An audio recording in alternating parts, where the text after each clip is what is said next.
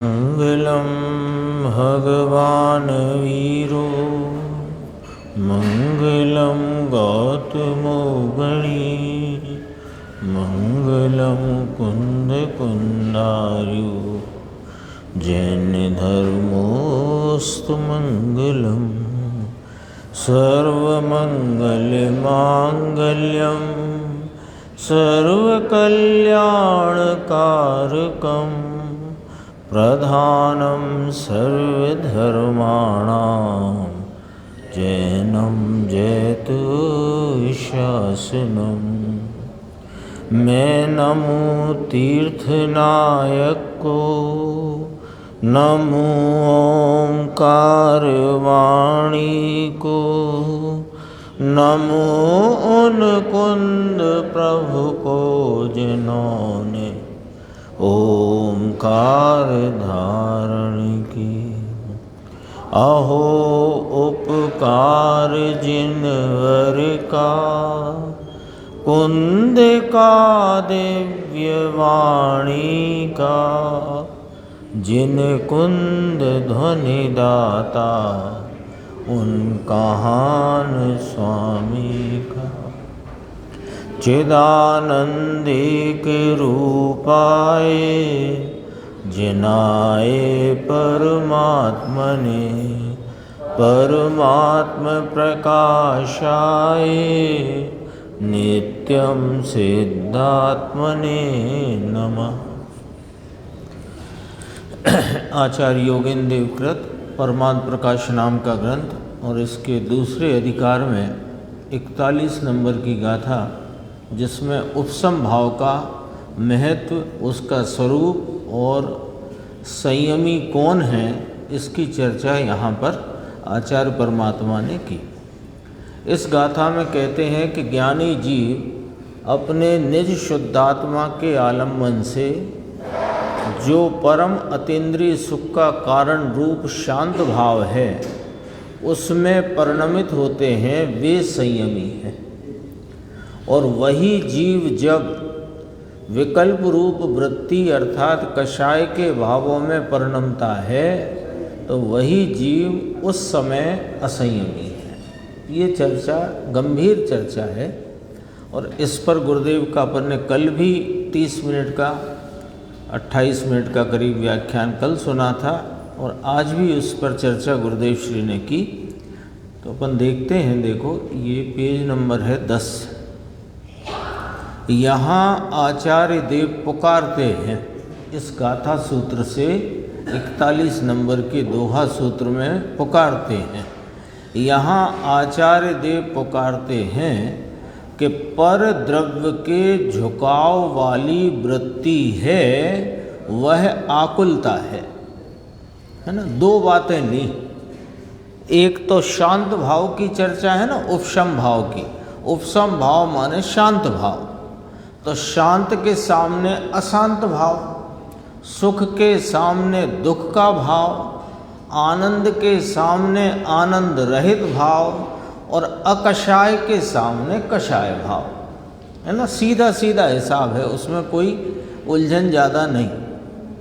तो कहा कि जो शांत भाव को उत्पन्न करती हुई परिणति में प्रवृत्त हैं, वे संयमी हैं, और शांत भाव से रहित भाव में परिणमते हैं, सो असंयमी हैं। वही जीव, ऐसा लिया ना गाथा सूत्र में, दोहा सूत्र में। यहाँ देखो कहा, यहाँ आचार्य देव पुकारते हैं पर द्रव्य के झुकाव वाली वृत्ति है, वह आकुलता है। उस आकुलता से रहित होकर निज शुद्धात्मा की एकाग्रता। समझ में आया? मार्ग सूक्ष्म है बापू, लोगों को मिला नहीं। क्या कहते हैं कि वह जो पर द्रव्य के तरफ झुकता हुआ उपयोग और उस रूप होती वृत्ति, वह आकुलता रूप है। और उस आकुलता से छूटकर रहित होकर निज शुद्धात्मा की एकाग्रता, वह शांत भाव को उत्पन्न करने वाली है। तो निज शुद्धात्मा की चर्चा पूर्व में गुरुदेव ने याद किया था, गाथा 49 समय सार परमागम में अव्यक्त के जो 6 बोल आए, उसमें पहले बोल को याद किया कि 6 द्रव्य स्वरूप ये जो विश्व है, लोक है, वह व्यक्त है और यह निज शुद्धात्मा अव्यक्त है। तो इस अव्यक्त निज शुद्धात्मा की एकाग्रता शांत भाव रूप है। तो कहा निज शुद्धात्मा की भावना से अर्थात एकाग्रता से पर द्रव्य की ओर का झुकाव वाला भाव विकल्प था और आकुलता थी, है ना। पहले जो उपयोग बाहर में पर द्रव्य की तरफ झुकता हुआ था, वहाँ विकल्प की उत्पत्ति थी, आकुलता का वेदन था। तो पर द्रव्य की ओर के झुकाव वाला भाव विकल्प था और आकुलता थी। उससे रहित निज शुद्धात्मा की भावना से उत्पन्न हुआ निर्विकल्प असली सुख का कारण। असली शब्द लिया देखो, क्योंकि जिसे हम अनादि से सुख मानते आए हैं वो वास्तव में दुख भाव है।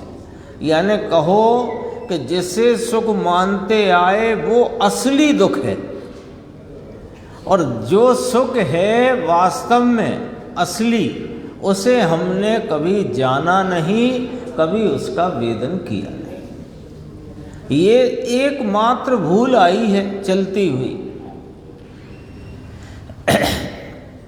तो असली सुख का कारण अंतर अतीन्द्रिय आनंद के सुख का कारण जो परम शांत भाव, समझ में आया? ये परम शांत भाव अतीन्द्रिय आनंद को उत्पन्न करने का कारण है। ये क्या कहा देखो, अतीन्द्रिय आनंद और परम शांत भाव दो अलग अलग पर्यायों में प्रकटते हैं कि नहीं। जिस समय यह उपयोग की एकाग्रता निज शुद्धात्मा में प्रवृत्त हुई, वहीं पर अतीन्द्रिय असली सुख है और वहीं पर शांत भाव है। फिर ये कारण क्यों कहा कि जो अभी आकुलता है पर द्रव्य के झुकाव वाली वृत्ति में। ये थोड़ा समझना, ये इतना सा संक्षिप्त सा प्रकरण है पर गंभीर है। ये जो पर द्रव्य के झुकाव वाली वृत्ति है, उसमें नियम से विकल्प और दुख की उत्पत्ति है। कब? कि अभी किसको? कि साधक को भी, है ना। साधक की ही बात चलती है।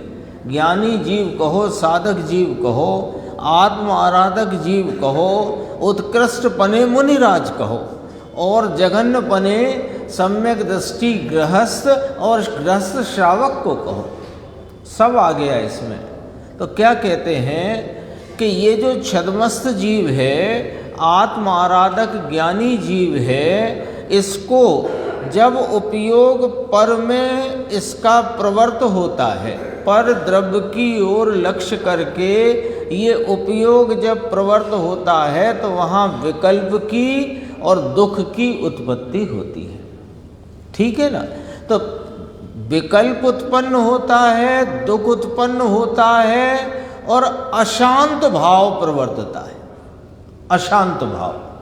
ठीक है ना। तो अब जब उस पर द्रव्य के झुकाव वाली वृत्ति को छोड़कर जब आत्म आराधक जीव अपने निज शुद्धात्मा में एकाग्र होते हैं, तो वहाँ पर विकल्प उत्पन्न नहीं होता, अर्थात वह निर्विकल्प दशा है। वहाँ दुख उत्पन्न नहीं होता, अपितु अतीन्द्रिय सुख वहाँ परिणमता है, तो सुखरूप दशा है। और वहाँ उस सुख की प्रवृत्ति में, सुख की धारा में शांत भाव का प्रवर्तन है। ठीक है ना। अब ये शांत भाव जो लिया, ये अशांत के सामने लिया। शांत भाव जो लिया वो अशांत के सामने लिया।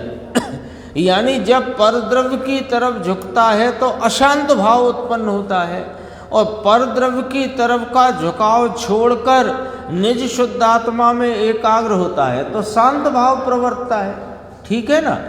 अब इसको चाहिए क्या, इसका लक्ष्य यानी अल्टीमेट गोल क्या, इसको लक्ष्य रूपता में क्या प्राप्त करना है कि यह सुख स्वरूप आत्मा के परिपूर्ण लाभ रूप अतीन्द्रिय अनंत सुख अनंत काल का प्राप्त करना है। सादी अनंत काल तक जो सुख बना रहे, कैसा सुख के अनंत सुख, कौन सा सुख के अतीन्द्रिय सुख यानी कि असली सुख। तो अतीन्द्रिय सुख अनंत अनंत अतीन्द्रिय सुख अनंत काल तक रहे, ऐसे सुख की प्राप्ति का प्रयोजन है। मोक्ष का प्रयोजन कहो, परिपूर्ण आत्मा के लाभ का प्रयोजन कहो, अथवा अनंत अतीन्द्रिय आनंद के अनंत काल तक प्रगटने का प्रयोजन कहो, एक ही बात है। तो वो प्रयोजन की पूर्णता कैसे हो कि शांत भाव में प्रवर्तन करने से वह अनंत अतीन्द्रिय सादी अनंत काल के लिए सुख की प्राप्ति होती है। इसलिए उस शांत भाव रूपी चारित्र को उसका कारण कहा। ख्याल में आया ना। अभी भी यहीं के यहीं हम अपने निज शुद्धात्म तत्व का आश्रय लें तो अभी यहाँ अतीन्द्रिय आनंद उत्पन्न होगा, लेकिन वह अंश रूप है, वह अंश रूप है। मुनिराज को वह बढ़ गया है तथापि अंश रूप है। परिपूर्ण आनंद अनंत अतीन्द्रिय आनंद वो कैसे प्राप्त होगा, तो पूरे जिनागम में लिखा हुआ है चारित्रम खलु धम्मो। चारित्र ही वास्तव में धर्म है और चारित्र से ही मोक्ष की प्राप्ति होती है। तो चारित्र क्या है कि शांत भाव रूप परिणमन, उसका नाम चारित्र है। और शांत भाव के परिणमन से ही वह मोक्ष अथवा पूर्ण लाभ आत्मा का, या कहो कि अनंत अतीन्द्रिय आनंद की प्राप्ति होती है। इसलिए यहाँ कहा कि अंतर अतीन्द्रिय आनंद के सुख का कारण कौन कहा, जो परम शांत भाव, परम शांत भाव कहो, उपसम भाव कहो, सम भाव कहो, चारित्र भाव कहो, एक ही बात है। ठीक है। यह परम शांत भाव अतीन्द्रिय आनंद को उत्पन्न करने का कारण है, ऐसा कहते हैं। सुख का कारण जो परम शांत भाव है ना, पूर्णता तक की बात अपन ने ली है ना। विकल्प जो राग है वह दुख का कारण है, और यह आत्मा अतीन्द्रिय सुख का कारण है, और इसकी एकाग्रता ये शांत भाव है, ये अकषाय भाव है। समझ में आया। ये इस गाथा के भावार्थ में से चर्चा चलती है। देखो आगे और असली सुख का भाषा देखी। गुरुदेव कहते हैं असली सुख का कारण परम शांत भाव यानी निज शुद्धात्मा की एकाग्रता से उत्पन्न होने वाला परम शांत भाव। ये कौन के असली सुख का कारण, वह तो कृत्रिम है। कौन कि जिसे तुम सुख मानते आए हो। भूख की वेदना हुई और फिर अच्छा सट रस मिश्रित भोजन मिल गया तो कहा मैं सुखी हो गया। अरे वेदना का उपचार किया और सुखी हो गया मान लिया। बोलो, थकान हुई तो जाकर पलंग पर लेट गए और अब बड़ा सुख है। तो सुख के पहले क्या वेदन किया था तुमने? दुख का वेदन किया था, ठीक है ना। तो थकान की वेदना, दुख का वेदन करते हुए फिर जरा थोड़ा सा विश्राम मिला तो यह अपने को सुखी मानता है। यह कृत्रिम सुख है, कल्पना है। फिर क्या होता है, 2 घंटे पलंग पर लेटे लेटे हो गए, अब कमर में हुआ दर्द तो फिर करवट, अब आराम है। तो पहले आराम था कि अब आराम है? तेरे आराम के ही हिसाब बदलते जाते हैं। सुख की कल्पनाओं की स्थिति बदलती चली जाती है, क्योंकि सुख होता तो नहीं बदलता। पॉइंट समझना, यदि सुख होता तो बदलता क्यों? जो मान लो 2 घंटे चल चलाकर बाजार से, घर से, दुकान से, जहाँ से भी आए और थक कर के परेशान और लेट गए आके, तो कहा अब सुख है। अच्छा, नोट कर लिया हमने, आपने कहा कि पलंग पर लेट जाने में सुख है।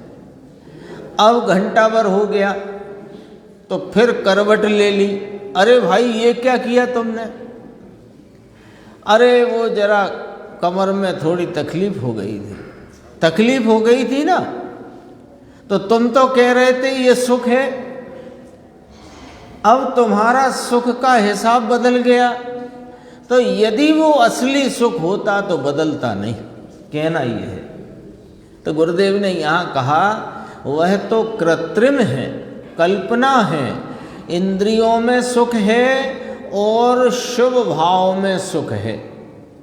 वह तो कल्पित है और अज्ञान भाव है। इंद्रियों में सुख है ये तो अपन मान ही रहे हैं, समझ ही गए इस बात को। तो लेके समझ गए माने अभी अपन ने बौद्धिक रूप से तो समझा ना इस पॉइंट को।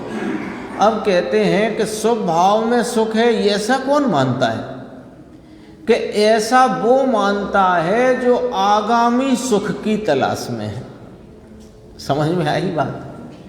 जो आगामी काल में इंद्रिय सुख की तलाश में है, वो अभी शुभ भाव करूं तो वे मिलेंगे, ऐसा अभी शुभ भाव में सुख मानता। एक दूसरा, कषाय उस काल में मंद होती है, उससे सुख मानता। जबकि वे कौन से हैं कि ऊपर की पंक्ति, वे कृत्रिम हैं और कल्पना है। फिर कहा था देखो, वह कल्पित है और अज्ञान भाव है। अरे यह दया, दान, व्रत, भक्ति के भाव शुभ है, वह दुख है। इसका कोई लॉजिक कि अभी लेटने वाला जो लॉजिक था वो यहाँ लगा दो।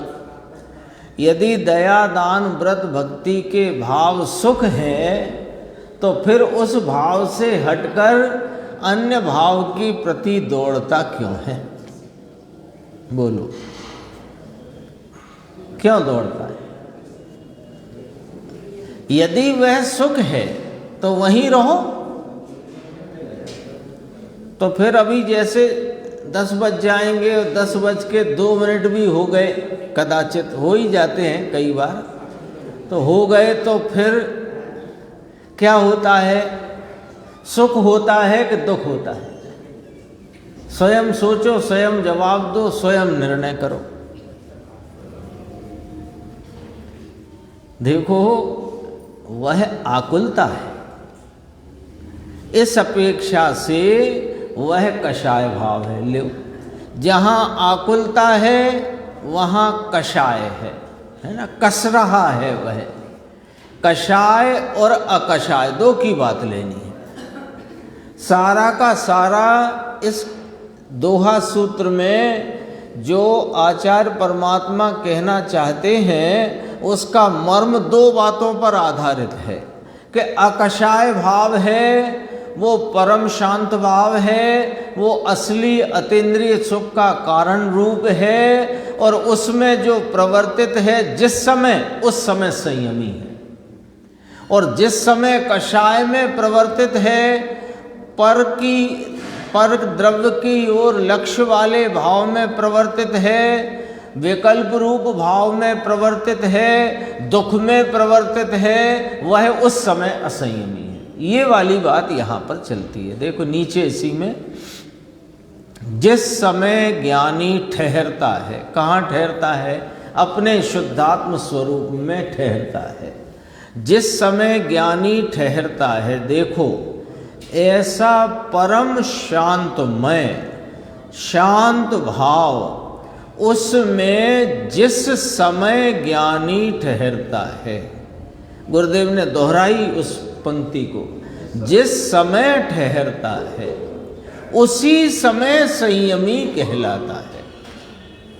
आ गया पॉइंट? क्लियर है ना? जिस समय ज्ञानी ही ठहरेगा।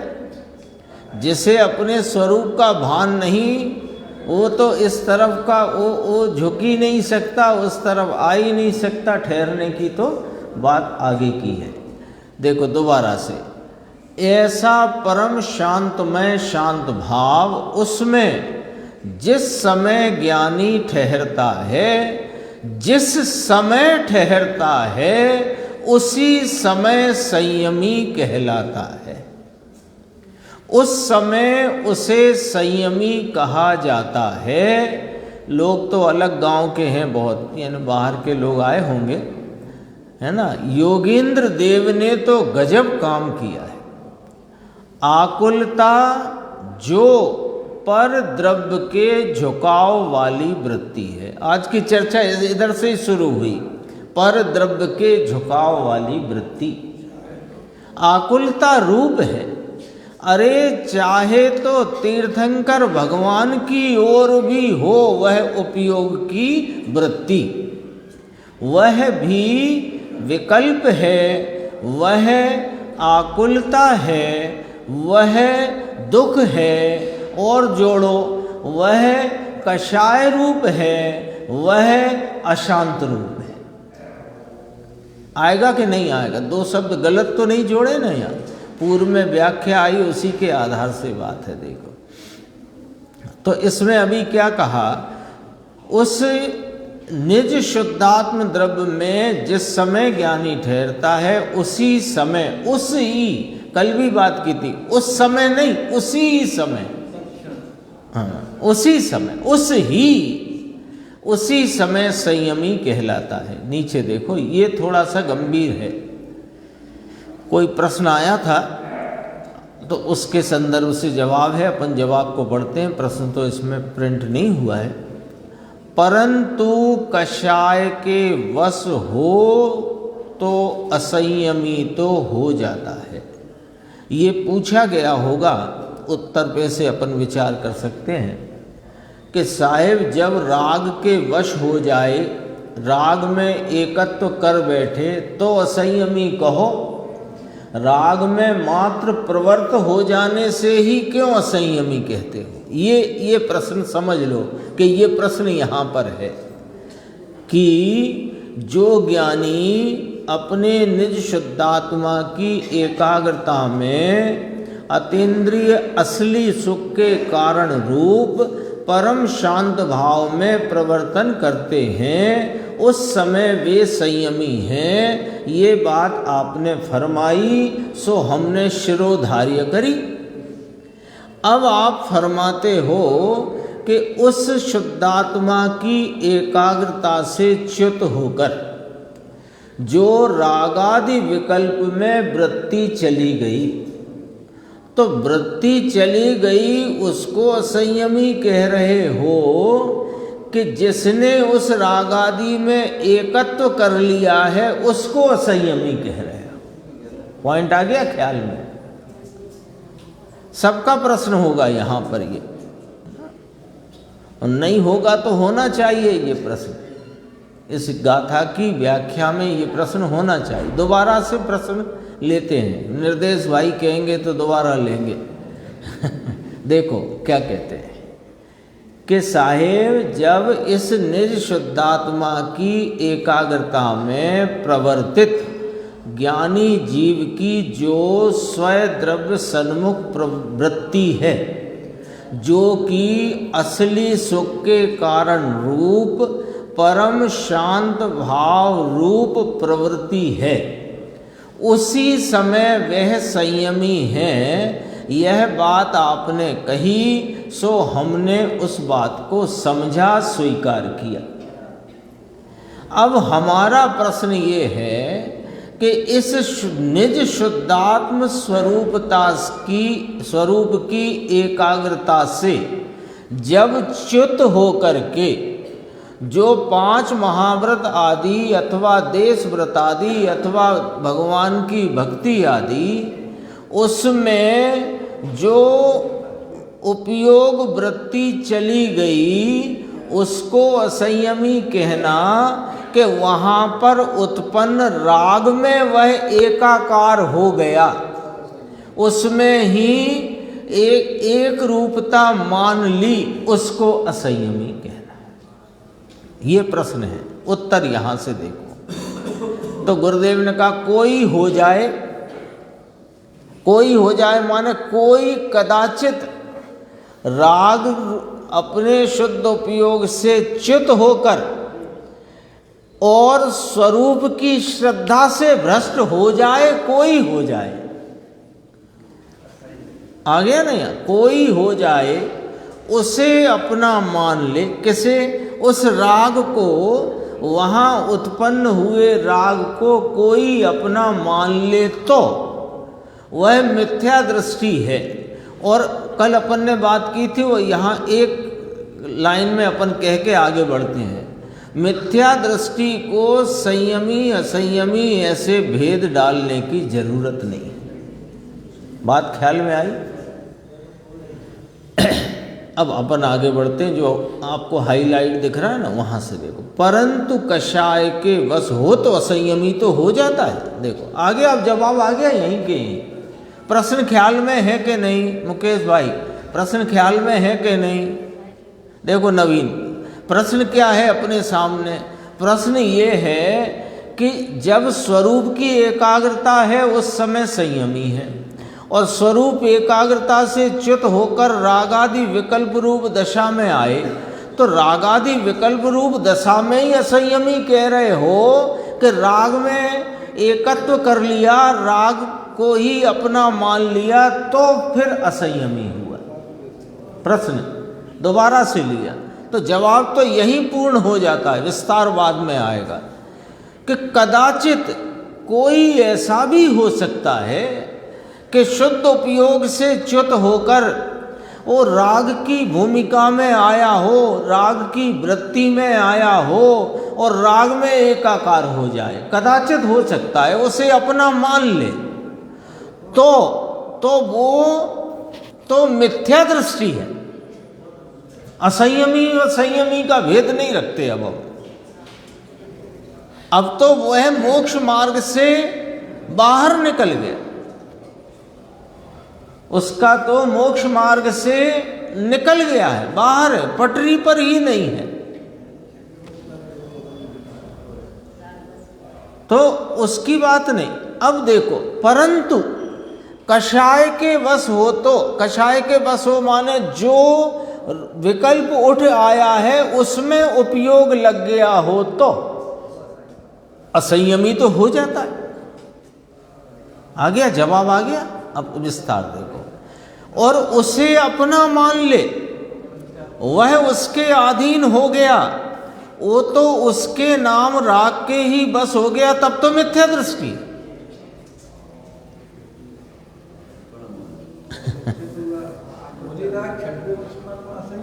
असंयम। यहाँ जो व्याख्या है देखो, दो बातें होती हैं हमेशा। एक, समूचे मोक्ष मार्ग की अपेक्षा वे संयमी है, 6वें गुण स्थान में भी और 7वें गुण स्थान में भी और आगे के गुण स्थान में भी, ठीक है ना। और 5वें गुण स्थान वाला देश संयमी है, और चौथे गुण स्थान वाला असंयत सम्यक दृष्टि कहा गया है। अविरति, असंयत, असंयमी सम्यक दृष्टि, है ना, जिसमें लिया ना चरित मोह वश लेस न संयम पे सुरनाथ जजे हैं, चौथे गुण स्थान वाले की बात है। अब ये समूचे मोक्ष मार्ग की अपेक्षा, तीन अपेक्षाएं चलती हैं व्याख्या में। अपन ने एक दिन चर्चा की थी, पुनः से अपन याद करते हैं। तीन अपेक्षाएं चलती हैं। एक तो अनादि से ये जीव अपने स्वभाव को जानता नहीं, पर्याय दृष्टि वाला होने से मिथ्या दृष्टि है।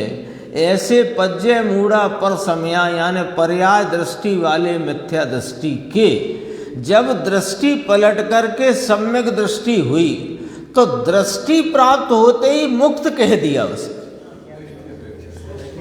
ये दृष्टि की अपेक्षा। अब इसके बंध है कि नहीं है, लो, इसके आश्रव है कि नहीं है, ये तो मुक्त ही हो गया। ये कौन सी अपेक्षा ली कि अनादि की मिथ्या दृष्टि टलकर सम्यक दृष्टि नाम स्वरूप की एकत्व रूप, स्वरूप के अहम विश्वास और स्वीकारता रूप श्रद्धा का भाव जब उत्पन्न हुआ, दृष्टि सम्यक हुई, तो उस दृष्टि की अपेक्षा कह दिया कि ये तो मुक्त ही हो गया। तो साहेब इसके आश्रम के निराश्रमी है। एक तरफ इसको निराश्रमी कहते हो और एक तरफ केवली भगवान को ईरिया पताश्रम कहते हो। हर वो वहां पर है तो कहा, और यहां दृष्टि में यह अपना परम पवित्र आत्मा आ गया। अब जो कुछ बीच में शेष है उसको, उसकी अवगणना कर दी। अवगणना समझते हो ना, उसको गिनाई नहीं, तो सीधा मुक्त कह दिया। एक अपेक्षा ये है। एक मोक्ष मार्ग में प्रवर्तित जीव है, वो सदैव मोक्ष मार्गी है। एक अपेक्षा ये लेना, मोक्ष मार्ग में प्रवर्तित जीव है वो सदैव मोक्ष मार्गी है। यानी चौथे गुण स्थान वाला भाई पर चक्र चलाता हुआ मोक्ष मार्गी, भाई के प्रेम में शव को 6 महीने तक कंधे पर लेकर घूमने वाला मोक्ष मार्गी, ये समूचे मोक्ष मार्ग की अपेक्षा। जो मोक्ष मार्ग में प्रवर्त रहे हैं वे मोक्ष मार्गी। आचार्य योगेंद्र देव यहाँ 3 कषाय चौकड़ी की अभाव रूप दशा में अंतरंग के आनंद को भोगते हुए भी मोक्ष मार्गी, शास्त्र रचना करते हुए भी मोक्ष मार्गी, और अभी जो वैमानिक आदि देव अवस्था में होंगे तब भी मोक्ष मार्गी। तो समूचे मोक्ष मार्ग की अपेक्षा मोक्ष मार्गी, ऐसा तो उसमें मोक्ष मार्गी संयमित है, संयमी है। लो, क्यों संयमी है कि ये जो पूरे जगत के एक पर द्रव्य को अपना मानने वाला, पूरे जगत को अपना मानता है, और एक अपने निज स्वभाव को अपना मानने वाला पूरे जगत को पर मानता है। ठीक है ना। तो जिसने पूरे जगत को पर मान लिया है वो सारे पर द्रव्यों से अपने को हटाकर अपने इस निज चैतन्य स्वभाव में एकत्व रूप, अहम रूप, उसमें ही प्रतीति रूप वर्तता है, तो वो संयमी है। क्योंकि उसने अपने उपयोग को उपयोग में श्रद्धा के द्वारा अपने को ही आपरूप स्वीकार किया है और सारा जगत उसके लिए पर है। एक संयमी की ये परिभाषा। और अपने में ही एकत्व रखते हुए स्वरूप के श्रद्धावान जितने जितने मार्ग में प्रवर्तते हैं तो पूरे मार्ग में वे संयमी कहलाते हैं। अब तीसरी अपेक्षा परिणाम की अपेक्षा, एक दृष्टि की अपेक्षा, एक समूचे मोक्ष मार्ग की अपेक्षा और एक परिणाम की अपेक्षा। तो जो परिणाम संयमित होकर के स्वरूप में ठहर गया है वो संयमी, और स्वरूप से च्युत है सो असंयमी। हो गया ना सारा स्पष्टीकरण सामने। एक एक पर्याय से देखोगे। ये पंडित बनारसी दास जी ने लिखा कि जो जितनी वृत्ति ज्ञानी धर्मात्मा साधकों की जो विकल्पों में जाती है तो जग पंथ है, वो जग पंथ है, संसार पंथ है, और जितना स्वरूप में झुकी है वह मोक्ष पंथ है। तो एक एक परिणाम की अपेक्षा देखें तो जो परिणाम स्वरूप में स्थिर है वो संयम का परिणाम है, और जो परिणाम स्वरूप से च्युत होकर बाहर महाव्रतादि में भी प्रवर्तता हो तो वह भी असंयम है, अपेक्षा है। दृष्टि अपेक्षा, एक बार सम्यक दृष्टि हुई तो संयमी हो गया, और फिर जितना जितना राग घटता जाता है उतना उतना परिणति में शुद्धता वीतरागता बढ़ती जाती है, बाहर में निमित्त उतने छूटते जाते हैं। उस अपेक्षा देश संयमी सकल संयमी कहने में आया। तो मुनिराज जो 5 महाव्रत के धारी 28 मूल गुण में प्रवर्तन करने वाले, जिनके देह मात्र परिग्रह है, ऐसे मुनिराज संयमी कहलाते हैं। किस अपेक्षा? मोक्ष मार्ग अपेक्षा। और परिणाम अपेक्षा जितनी स्वरूप स्थिरता है उसी समय संयमी है। और यदि महाव्रत आदि में ईर्या समिति द्वारा जो गमन करते हैं, विहार करते हैं, आहारचर्या करते हैं, जो जो भी है उनकी भूमिका के योग्य उसमें प्रवर्तते हैं, वो विकल्प रूप वृत्ति होने से असंयम है। देखो इसको दोबारा पढ़ते हैं, ये ना पूरा अभी तो अपन ने चर्चा की ना, तो वो बहुत सारी चीज़ें सामने आ गई। अब पढ़ेंगे तो और उसका अपने को स्पष्टीकरण होगा। प्रश्न तो लिखा नहीं है, अपन ने बोला था, निर्देश भाई ने कहा दोबारा पढ़ो, मतलब दोबारा बोलो, तो दोबारा भी बोल दिया। अब देखो, कदाचित कोई ऐसा हो सकता है कि स्वरूप में लीनता के उपयोग से च्युत होकर प्रवर्तित राग में एकत्व को प्राप्त हो जाए, यानी मोक्ष मार्ग से भ्रष्ट हो जाए, तो उसे अपना मान ले। किसे? राग को अपना मान ले तो वह मिथ्या दृष्टि है। लेकिन कषाय के वश हो जाए तो भी असंयमी हो जाता है। यहाँ परिणाम की तौल चल रही है। परिणाम एक एक परिणाम, जैसे अपने पिछली गाथाएं जो आई 2, उसमें ध्यान दिया होगा कि जो शुद्ध उपयोग है उसी को निर्जरा कहा, उसी को संवर कहा, और 6वें गुण स्थान में संवर निर्जरा न कहा। तो वहां भी यही बात थी, समूचे मोक्ष मार्ग की अपेक्षा संवर निर्जरा है, लेकिन परिणाम की अपेक्षा से देखो तो जहां आश्रव है वहां संवर कैसे? आश्रव के रोकने को ही तो संवर कहते हैं। ऐसे ही यहां लेना है। देखो, उसे अपना मान ले, वह उसके अधीन हुआ, उसके नाम राग के ही वश हो गया, तब तो मिथ्या दृष्टि है। भगवान आत्मा शांत रस का कंद प्रभु, उसके अधीन होना छोड़कर अपने इस चैतन्य परमात्मा के अधीन न रहकर राग के वश हो तो वह मिथ्या दृष्टि है। ज्ञानी को राग आए परंतु अधीन नहीं होता, असंयमी हो जाता है। परिणाम से अपन तोलते हैं। समझ में आया? उसे 5 महाव्रत के विकल्प आए सच्चे, लो सच्चे महाव्रत के विकल्प।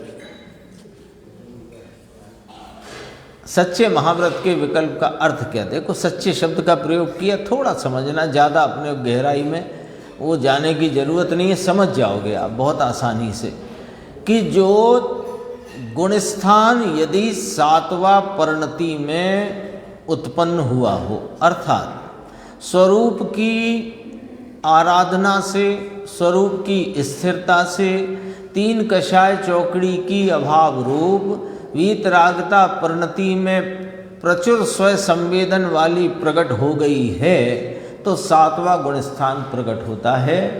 और वहाँ से जब वे च्युत होते हैं तो वहाँ छठवें गुणस्थान की भूमिका आती है, और वहाँ जो महाव्रत आदि के विकल्प होते हैं उन्हें सच्चे महाव्रत के विकल्प कहते हैं। ठीक है।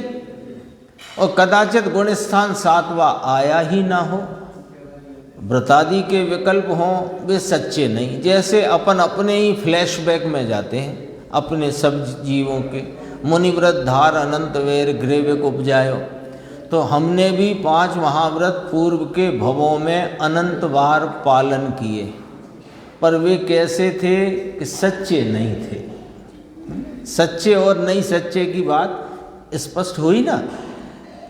उनका स्वामीपना उसे नहीं है। किनका?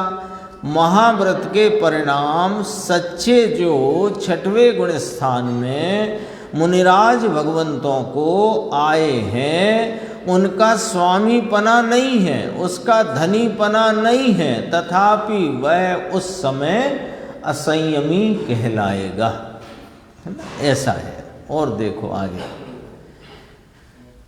ये जो बात कही थी ना, उसी समय संयमी कहलाता है। फिर इधर उसमें कुछ संदेह नहीं है, कोई संदेह की बात नहीं है।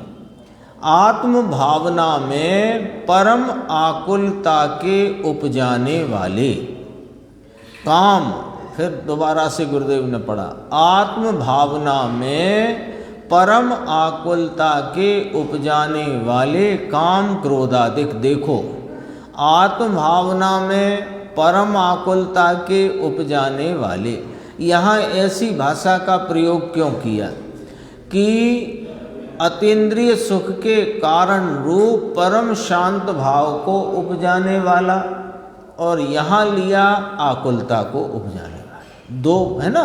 अपन ने जब बात शुरू की थी, बीच में थोड़ी देर बाद अपन ने याद किया था कषाय अकषाय, दो भावों पर ये सारी चर्चा आधारित है, क्योंकि छठवें गुणस्थान के जो भाव हैं वे कषाय रूप भाव हैं, और स्वरूप की एकाग्रता के जो भाव हैं वे अकषाय रूप भाव हैं। काम अर्थात इच्छा, क्रोध अर्थात द्वेष, मान आदि, तो अशुद्ध भावों में परिणमता हुआ वह जीव असंयमी होता है। आ गई दोनों बातें। फिर गुरुदेव ने कहा ये सोनगढ़ का नहीं है भैया, योगेंद्र देव ने 6वीं शताब्दी में हुए, तब यह चर्चा, ये दोहे उन्होंने इस ग्रंथ में प्रस्तुत किए हैं। नीचे देखना, ज्ञानी को अशुभ भाव आता है परंतु उसका जानने वाला रहता है, उसका स्वामी नहीं होता, और अज्ञानी शुभ भाव आए उसका स्वामी होता है। क्यों उसका स्वामी क्यों हो जाता है अज्ञानी? क्योंकि चैतन्य का स्वामी स्वभाव क्या है उसकी खबर नहीं है अज्ञानी को। भगवान आनंद का नाथ स्वयं स्वामी संबंध, अपने द्रव्य गुण पर्याय शुद्ध, उसका वह आत्मा स्वामी है और वह मेरा स्वयं है, इसकी तो उसे खबर ही नहीं है।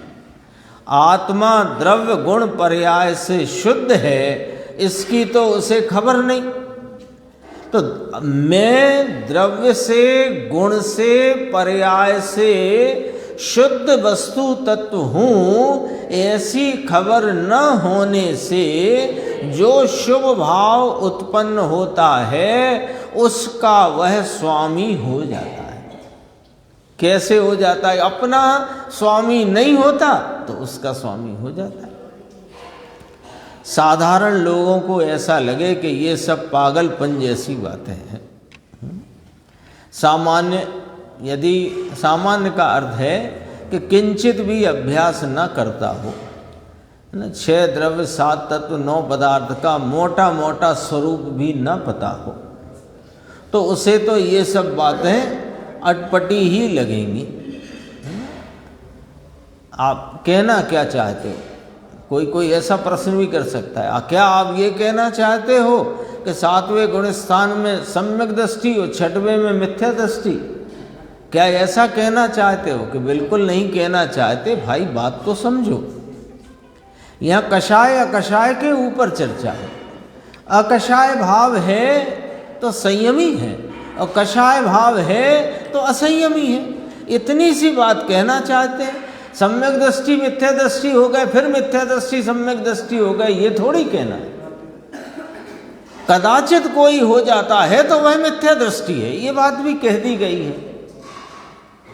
कदाचित हो भी जाता है, ऐसा नहीं है कि नहीं हो सकता है, लेकिन अपने को तो मार्ग में मार्ग की बात करना है ना। जो रोड होते हैं ना, रोड हाईवे, तो वहाँ रोज एक्सीडेंट होते हैं, पर एक्सीडेंट होते हैं तो उस पर मार्ग पर वाहन चलना बंद कर देते हैं क्या? अरे वाहन चला रहा हो और कहीं डीजल पेट्रोल के लिए रुके और पता लगे कि इसी रोड पर आगे 3 किलोमीटर आगे बहुत बड़ी दुर्घटना हुई है, अच्छा, और अपनी गाड़ी उसी तरफ चल देती। तो कदाचित ऐसे मार्ग में एक्सीडेंट हो सकते हैं कि मार्ग में प्रवर्तन करने के बाद कोई श्रद्धा का दोष आकर के खड़ा हो जाए। चारित्र का दोष आएगा वो तो समझ जाता है, उसे एक्सीडेंट नहीं कहा। चारित्र के दोष को एक्सीडेंट या दुर्घटना नहीं कहा, वो हो जाता है, समझ जाता है। लेकिन यदि श्रद्धा का दोष हो जाए तो उस मार्ग पर लोग चलना थोड़ी छोड़ देंगे। ये पॉइंट है। देखो, साधारण लोगों को ऐसा लगे कि ये सब पागलपन जैसी बातें हैं, ऐसा कहाँ से निकाला नया? अरे ये नया कहाँ है? फिर गुरुदेव ने पूछा, ये नया है? अरे यह तो हजारों वर्ष पहले के शास्त्र हैं। आपको हिंदी में नहीं मजा आता, मतलब नहीं समझ आता, तो संस्कृत पढ़ो, प्राकृत पढ़ो, बैठकर उसका मर्म निकालो, कोई मनाही थोड़ी है। जितनी कर सकते हो मेहनत यहाँ करो। आचार्य भगवंतों के निरूपण में क्या कहा गया है उसमें मेहनत करो। देखो, फिर ये चर्चा आई जो संदर्भ में ली थी ना, अकषायम तु चरित्रम कषाय वसगदो असंजदो होदी उब समई जमही काले तक काले संजदा होदी। इसका अपन अर्थ पढ़ लेते हैं तो इसकी चर्चा आज की अपनी पूरी होगी। कषाय का जो अभाव है वही चारित्र है। ये तो सूत्र है, ये तो जिनेंद्र परमात्मा के द्वारा बताए गए मोक्ष मार्ग का सूत्र है। कषाय का जो अभाव है वही चारित्र है। तो इसी सूत्र में क्या बात निकल आई कि कषाय का जो भाव है वह चारित्र नहीं है। निकालो इसी में से अर्थ निकलता है कि नहीं निकलता। कषाय का जो अभाव है वही चारित्र है। ये अभाव का आ हटाकर चारित्र में लगा दो। कषाय का जो भाव है वही अचारित्र है। आ गया कि नहीं आ गया? इसलिए कषाय के अधीन हुआ जीव असंयमी होता है। शैली वह शैली दिगंबर संतों की, और जब कषायों को शांत करता है तब संयमी कहलाता है। देखो, इसमें से अर्थ अपने आप स्पष्ट होता है। क्या स्पष्ट होता है? जो प्रश्न अपन ने जो छपा नहीं थे ना, उस प्रश्न को अपन ने विचार में लिया और उसके उत्तर को समझा। क्या प्रश्न था कि जो स्वरूप की साधना में निज शुद्धात्म तत्व की एकाग्रता में प्रवर्तित हो रहे हैं, प्रवर्तित हैं, वे संयमी हैं, यह बात ठीक है।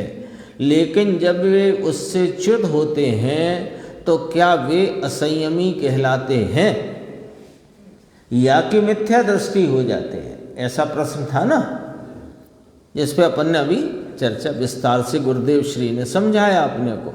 अब देखो इसी में पढ़ो, आप बोल्ड अक्षर पढ़ोगे तो आपको फिर दोबारा पढ़ लेते हैं। कषाय का जो अभाव है वही चारित्र है, इसलिए कषाय के अधीन हुआ जीव असंयमी होता है। अब आगे, और जब कषायों को शांत करता है तब संयमी कहलाता है। अब यहाँ देखो, कषायों से एकत्व तोड़ता है तो संयमी कहलाता है और कषायों में एकत्व करता है तो असंयमी होता है, ऐसा न लिखा। समझ गए ना? यानी यह मिथ्या दृष्टि की बात नहीं ली गई है। जिस समय यदा तदा लिया ना मूल सूत्र में, जिस समय उपयोग निज शुद्धात्मा में एकाग्र है उसी समय वह ज्ञानी जीव संयमी है, और जब एकाग्र नहीं है तब वही जीव असंयमी है। यही आया था ना, यही बात यहाँ लिखी है, यहाँ पलट करके लिखी है। इसको ऐसे पढ़ो, जब ज्ञानी जीव कषायों के शांत भाव में प्रवर्तता है तब संयमी कहलाता है, और कषाय के अधीन हुआ जीव असंयमी होता है। अर्थात कषाय का जो अभाव है वही चारित्र है। आगे अर्थ सामने, दोनों तरफ से पढ़ लिया ना। तो जब कषायों को शांत करता है तब संयमी कहलाता है।